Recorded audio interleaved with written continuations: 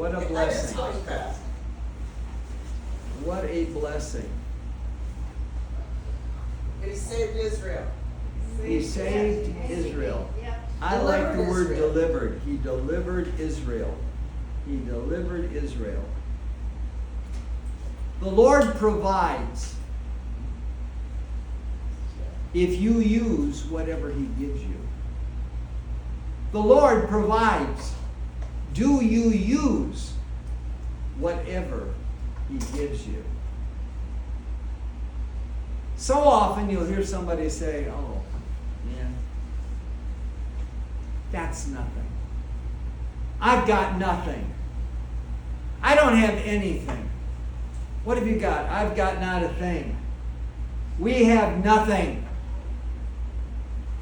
When you say to somebody, you've got nothing, you're saying that that somebody is a nothing. You see, you have God.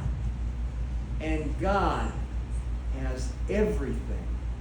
And that's way more than enough. That's way more than enough when you've got God. The Lord provides. Do you use in your own life what God gives? It was the same for the judges of Israel. Israel came out of Egypt, and they had a slave mentality. We've got nothing. That's what they believed. So God gave them and provided something for them. God provided enemies. And the enemy was to teach them the ways of war. The enemy was to provide a practice dummy for them to work on to develop their techniques of war. They were the ones that were to be sparring partners for Israel because God provided them so that Israel could grow into the mightiest nation on earth. God's laws made provisions for a man and wife to have a blessed, successful life. Now, I want to point out that God's laws were not quite as much fun as the religious sex party that the Canaanites had. But God used these laws to provide an opportunity for man and wife to have the most blessed life they could have. Every law was a test to bring out the best in the individual and in the group so that they could have blessings of God. This text simply reminds you that the Lord provides. As you analyze your life, do you use whatever God provides?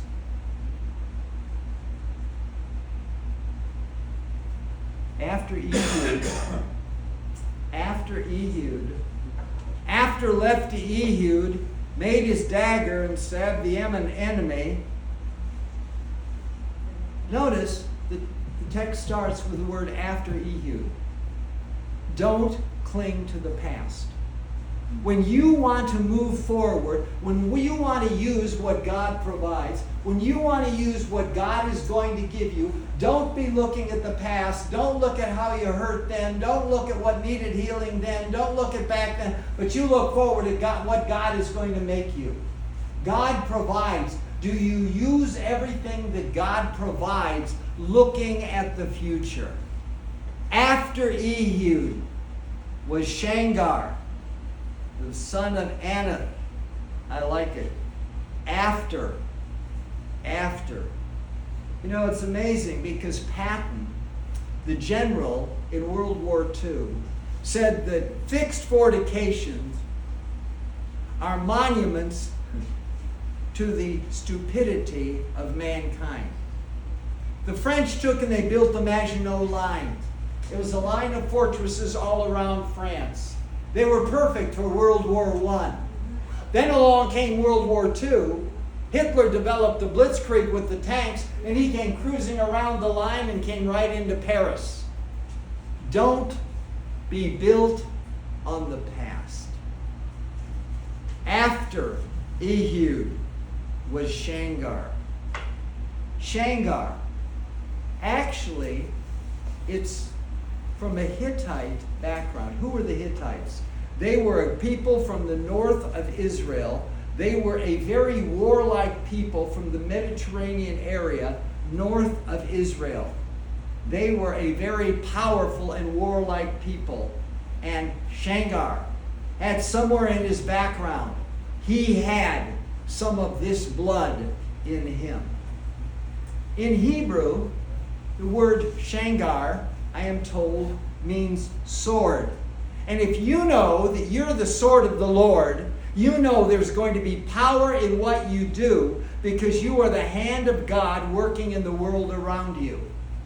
God will provide. Do you take notice of everything that God provides and use that? The word Shamgar can also mean cupbearer. To be a servant.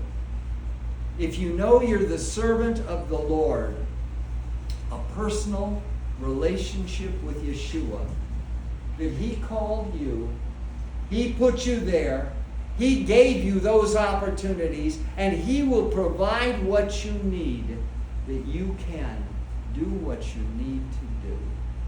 You see, the Lord provides. Do you take and use everything that the Lord gives you? Shamgar, the son of Anath. The Hebrew for Anath is to respond. Here was a young man who was raised to respond. This is a young man whose entire family, his father taught him that he needed to respond. When there's a problem, you respond. When there's a difficulty, you respond. When there's a need, you respond. When there's all this going on in life, you respond and you let God work. And you trust that God will give you what you need as you move forward. And so here we're talking about Shamgar, the son of Anath, who slew of the Philistines 600 of them. My God, what a warrior. My God, what a fighter. What a man battling for the Lord. Notice, when you're going to war for the Lord, don't count the odds. Get to work and cut down the odds. When you're going to work for the Lord, don't count the odds. I want to point out to you that every soldier in the Israeli army knew every part of Goliath's armor. From the top of his head, right on down to the bottom of his feet, to his javelin, to his spear, to his sword, to his servant carrying his shield. They knew every part of the armor of Goliath. Only David knew the Lord. You see? God provides. Do you use what He gives you as He moves in life? As He uses you? And Anath, Shamgar, the son of Anath, slew of the Philistines 600 men with an ox goad. The Lord provides. Do you use everything that the Lord provides? Well, God, I've only got an ox goad. I really don't have much. All I've got is this stick. All I've got is this little thing with a point on the front of it. That's all I've got, Lord. I've got this roof that's going to protect me from the rain, thank God. I've got this air conditioner that's going to keep me way cooler than it did last week, thank God. I've got us here filled with the power of God. We take, and He killed 600 of them with an ox goad.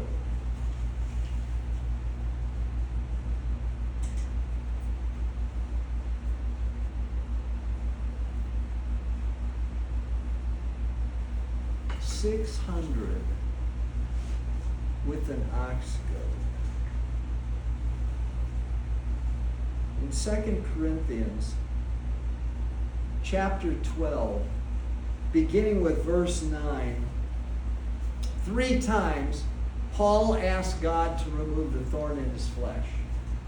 We don't know what the thorn in his flesh was, but 3 times he went to God, this chosen vessel to transform the world, this chosen vessel to open up the Bible, to write half of the New Testament, this chosen vessel to take the gospel into the world. He 3 times asked God, and God said, "My grace is sufficient for you, for my strength is made perfect in your weakness." My strength is made perfect in your weakness. Have you spent half your life saying, "My God, I've only got an ox goad"? I mean, all I've got is an ox goad, God. That's all I've got.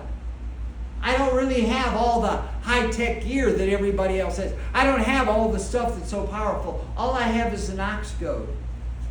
You know, it's when I was 50, I started taking Kung Fu.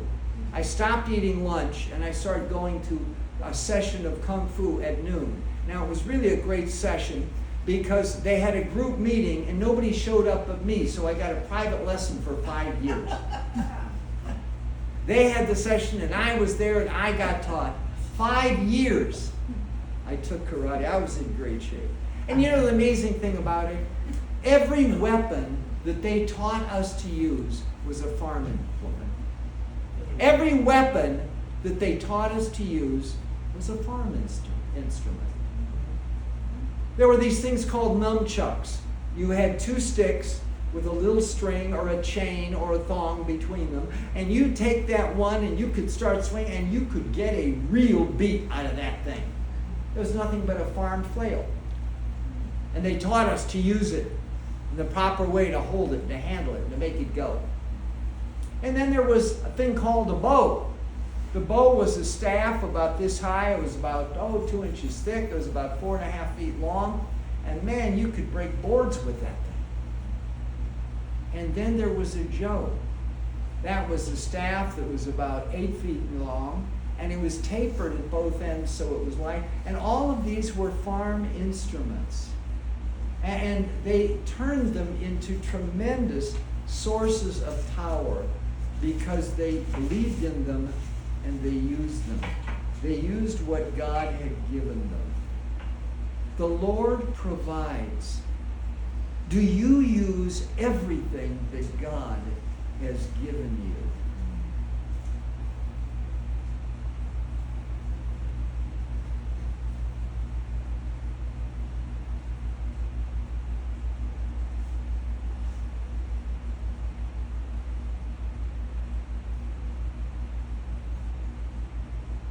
And the teaching of the ox goad is not only something of the Old Testament. It's something also very much of the New Testament. Because God, through Christ, said to Paul, before he was Paul, when he was Saul, "It is hard for you to kick among the pricks and the traces and the goads of an ox." You see, in the New Testament, Paul, describing his conversion, said that Christ spoke to him in these terms. And it's important in the New Testament it changed his life. What is an ox goad? Well, it's a pole about 10 feet long. It's about 1.5 inches thick, 2 inches thick. It's made of real hard, long, strong wood. And on the end of it, there's an iron pick. There's an iron point. And what you do when you have a stubborn ox, you're in the back riding on the wagon. He's up there pulling the wagon supposedly, but he won't go. So you take the stick with the iron point and you give him a good one in the rump. And you give him another good one in the rump. And if he doesn't go, you give him a third one in the rump. And I guarantee by that time he will move. You goad him to go. And if he won't go right, you hit him on the left side. And he'll go right. He won't go left, you hit him on the right side. He'll go left. You guide him with the goad, and you get him going. And so Jesus said to this young man, now we look at Paul, and Paul had God had actually prepared him. God had given him some really, really, really important provisions. God had provided for him. The first thing God provided for Paul was that he had a strong, fiery character. He was a strong, hard, determined individual. All God had to do was to take that strength and goad it in the right direction. He was so fiery that he went to the Temple University and got a degree, a PhD, a law degree from Gamaliel, one of the best known teachers of the age. He had prepared himself and he had a great education.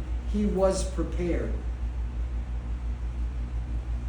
And then he went and he got a letter of introduction. How many people do you know? When you've got a problem, when you've got a difficulty, when you've got a need, how often do you run down the list of people you know and saying, who can help me get done what I need to get done? Mm-hmm. Who has the talents? Who has the this? Who has the that to serve me? And how can I help them as they help me? Because that's the way life works. You help them as they help you, and you both get to the goal you're supposed to get to. See, God provides. But how often, unlike Paul, you don't get that letter of introduction? I'll never forget, when I was in Bradenton, one of the members of our church was a woman who was the secretary to the college in Bradenton. So I stopped by one lunchtime to have a cup of coffee with her. And I was sitting there at her desk talking to her, and I was listening. And up walks this student. And he says, I would like to take an extra course next semester so I can graduate. And she said, what is your grade point average? He said, it was 2.995. She says, well, it says in the yearbook that you have to have a 3-point to take an extra credit. He said, I want to talk to the director of the college. And she says, he's not in right now, but you can come back. And what he will have to tell you is that you have to have a 3-point to take that extra course. He looked crestfallen and he walked away.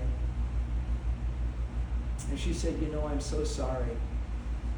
Because if he had come back, and if he had talked to the guy behind the desk in the back, if she had talked to the director or the president, he would let him do it. But he had to talk himself to the right man. Get the letter of introduction. God gave you that introduction letter in Yeshua HaMashiach. God provides. But how often do we not use the provision that he has?